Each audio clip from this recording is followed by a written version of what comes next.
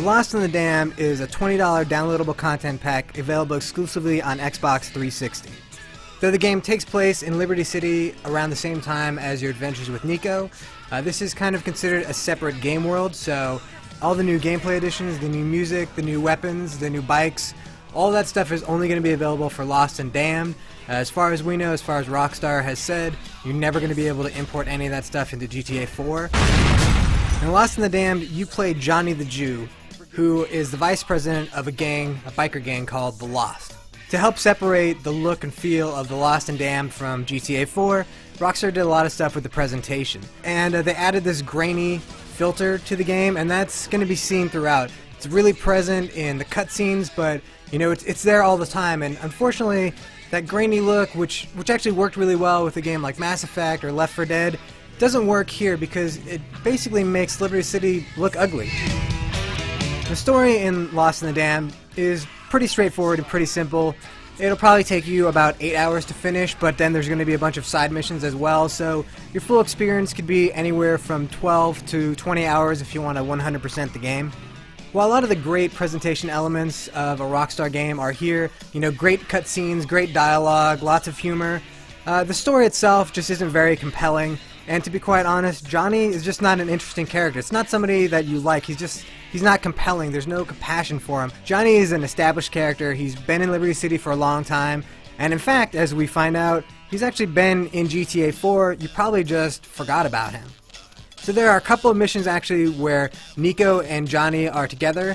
One of them is a cool mission where you're basically doing a job for Elizabeta, where you have to go and deliver some heroin to some guys who turn out to be undercover cops.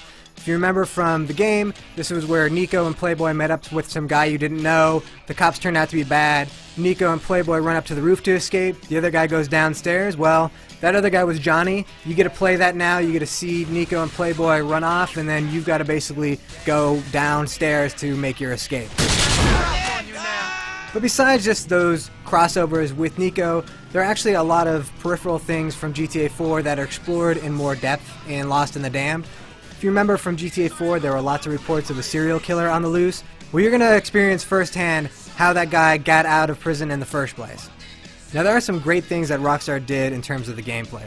For one thing, they've added a bunch of new weapons. Again, you're going to have access to an auto shotgun, which is probably the best weapon in Grand Theft Auto. The auto pistol, which is also awesome, a grenade launcher, sawn-off shotty, lots of cool stuff to play around with, and then also you get a bunch of new bikes. And as most people remember, GTA 4, the bikes were a little bit hard to control, easy to get thrown off a bike. Your ass is glued to the bike now for Lost in the Dam. You could do your darndest, but chances are you're not going to go off the bike. I've hit medians, I've bounced off of cars and stayed on my bike. You really have to ram something head on to get tossed off the bike. Which is great, because it makes it a lot of fun to control the bikes now. They're easier to handle, and really, you never want to be in a car. That's the one great thing that Rockstar managed to pull off with Lost in the Dam, is that the bikes are so fast, so much fun to control, and not a pain in the ass in any way that really being in a car almost makes you feel boxed up, which is great because that's supposed to be your feeling as being this main character who's a biker for life. The other great thing that's added is that there are now checkpoints in between the missions, so pretty much anytime there's a cutscene that happens during a mission, that's usually going to be a checkpoint, so that if you die after that cutscene, you just start back from there again. You don't have to actually go drive all the way to the mission and then progress through one at a time, which does certainly speed up the gameplay experience, but it also cuts down on any of the frustration people might have felt playing GTA 4. Come on, you pussies! And of course, being a Grand Theft Auto game, there are lots of other things to do besides play the main story. There are gang wars, which are really cool. There are odd jobs that you can do. You can also steal bikes, and you can also do new kind of bike races.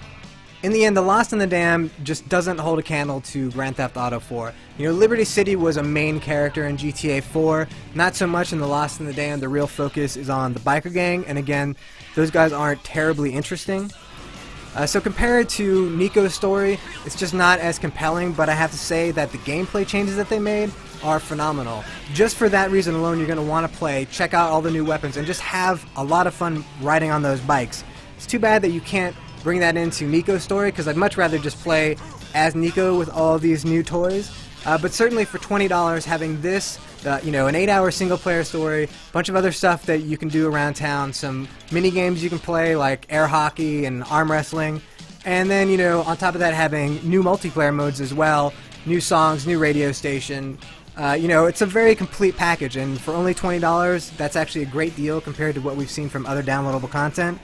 So no, story is not quite as good as GTA 4, but there are a lot of other compelling reasons to try Lost in the Dam, so certainly I recommend picking it up when it comes out on Tuesday. The Almighty forgives, Johnny. The lost don't.